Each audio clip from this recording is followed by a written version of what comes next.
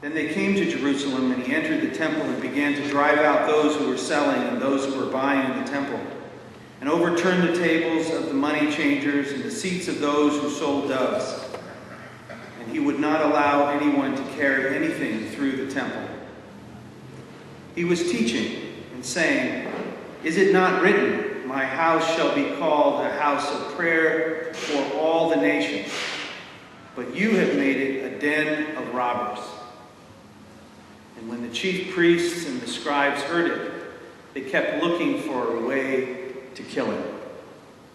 For they were afraid of him, because the whole crowd was spellbound by his teaching. 2009, and we have a bunch of strong, wise Iowans here fighting for peace.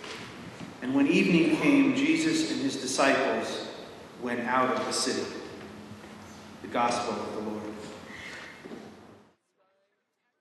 And then after the story of Jesus' arrival in Jerusalem, it's again shown that that tree is useless. It's not producing any fruit. And then we have the story of Jesus going into the temple and not just purifying or cleansing the temple. It would be better for us to understand that Jesus is basically rendering it useless, like the fig tree. Now, the money changers weren't doing anything that would contaminate the temple. They weren't defrauding anybody, nor were those who were selling the doves. But when Jesus drives them out, he's basically saying, let's gut the financial support for this temple, after which there would be no more temple. It wasn't purified, it wasn't cleansed, it was eliminated. And stop, you've turned my Father's house, meant to be a house of prayer, into a den of thieves. And now today, a hard question for us. Let's think a moment about what a den of thieves is. It's not the place where people do the looting. The den of thieves is where the looters go afterward to count the money. And are we perhaps to ask ourselves if some of our religious institutions, maybe even the trappings of institution, might to some extent function as a safe house? How would that be?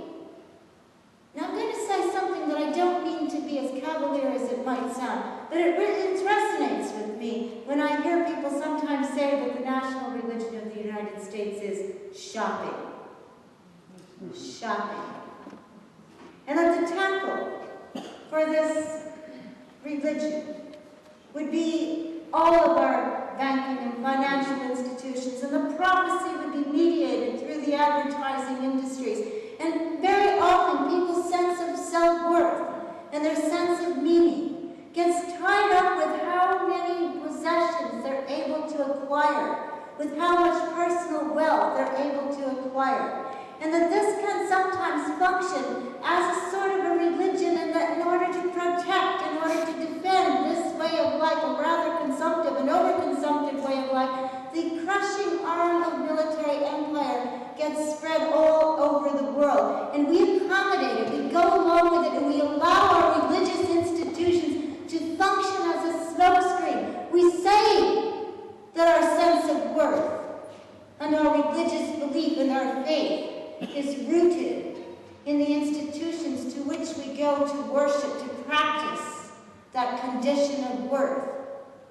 But it would seem to others, perhaps looking in on us, that what we really develop, what we turn over huge amounts of our resources to our defense, is actually our ability to keep on going with comfort levels as they are. Don't rock the boat, keep things as they are, and we'll go along with the crushing arm of empire. That we must start to reach out, and this is what I think is so very important about the Palm Sunday message. The message of empire, the message of those who would like to conquer other areas and keep their empire going through the collaboration of those who want to keep things The message is divide, dominate, and divide. The message of the lone man riding on a young colt coming into Jerusalem was liberate, unite, and liberate. With whom are we called to unite?